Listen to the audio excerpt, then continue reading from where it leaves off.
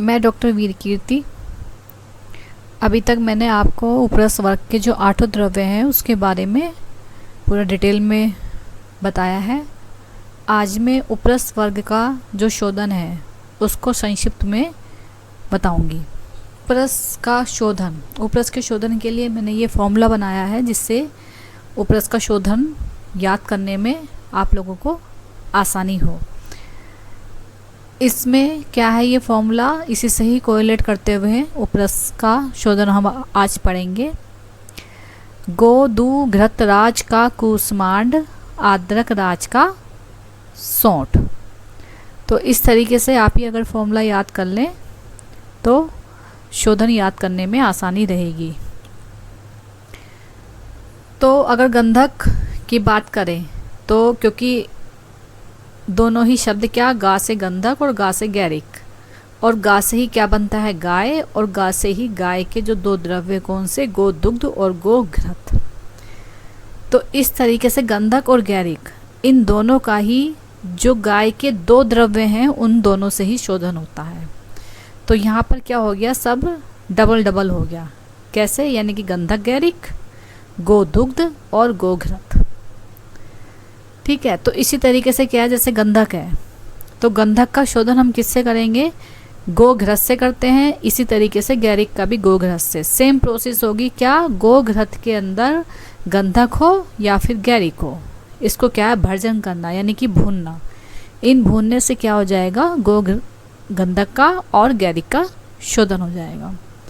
दूसरी विधि के लिए हम क्या लेंगे, गो दुग्ध लेंगे। ये थोड़ी सी डिफरेंस है दोनों की। गंधक में क्या लेंगे, गोदुग्ध और गोघृत, इन दोनों से एक साथ करते हैं। इसके लिए मैंने मेरा जो गंधक वाला जो वीडियो है उसमें मैंने इसको डिटेल में बताया है, तो कृपया आप इसको वहीं पर ही देख लीजिए डिटेल में। अब अगर गैरिक के उसकी बात करी जाए तो गैरिक के शोधन के लिए जो गोदुग्ध है इसकी क्या करनी है, 3 भावना देने से जो गैरिक हो जाता है वो शुद्ध हो जाता है। तो गोदुग्ध की 3 भावना देना और फिर इसको धूप में सुखा करके हम सुरक्षित करके रख लेते हैं। तो इस तरीके से गंधक और गैरिक का शोधन जो है गाय के 2 द्रव्य से यानी कि गोदुग्ध और गोघृत दोनों से ही होता है। अब इसके बाद है काशीस। काशीस के लिए क्या आएगा, यानी कि अब देखिए गोदू घृत ये आ गया गंधक और गैरिक के लिए। अब इसका जो राज वाला पार्ट है ये आएगा काशीस के लिए। राज यानी कि भृंगराज से हम इसको ले सकते हैं। तो काशीस के अंदर क्या करना है, भृंगराज सोरस की 3 भावना। तो भृंगराज सोरस की 3 भावना देने से क्या हो जाएगा, काशीस शुद्ध हो जाएगा। इसका एक अतिरिक्त शोधन भी है जो इस फॉर्मूले में मैंने नहीं बताया है। क्या है, बिजोरा नींबू। ये देखिए भृंगराज यानी कि राज इसमें है और इसी राज से हम बिजोराज यानी कि ज़ारा है ना। तो इस तरीके से बिजोरा नींबू सोरस की क्या है, एक भावना देने से काशी शुद्ध हो जाएगा। तो ये भी क्या है, मिलता जुलता है। तो पहले तो क्या है, राज से हम भृंगराज लेंगे और क्योंकि राज से मिलता जुलता क्या हो गया, बिजोरा नींबू। तो इस तरीके से भृंगराज सोरस की 3 भावना देने से या बिजोरा नींबू की 1 भावना देने से क्या है, काशीस शुद्ध हो जाता है। अब है इसका नेक्स्ट क्या है, कांची। कांची यानी कि इसको स्फटिका फिटकरी भी बोलते हैं।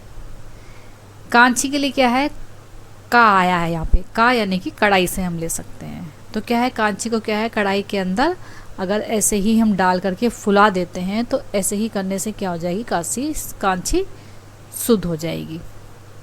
दूसरी विधि और है कि कांची को हम शराब के अंदर संपुट करके गजपुट दे देंगे तो उससे भी कांची शुद्ध हो जाएगी।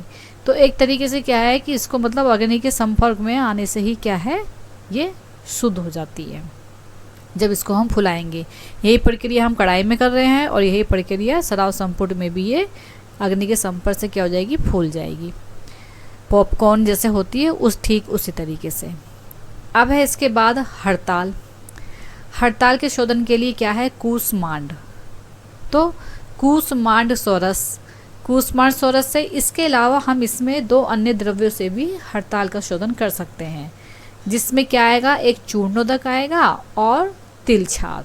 तो या तो कूष्मांड सोरस से कर लें या चूर्णोदक से करें या फिर तिलछार, इनमें से कोई भी एक द्रव्य लेकर के क्या करना है, दोला यंत्र विधि से 3 घंटे स्वेदन करने से क्या हो जाएगा, हड़ताल शुद्ध हो जाएगा। तो कूष्मांड का आ गया।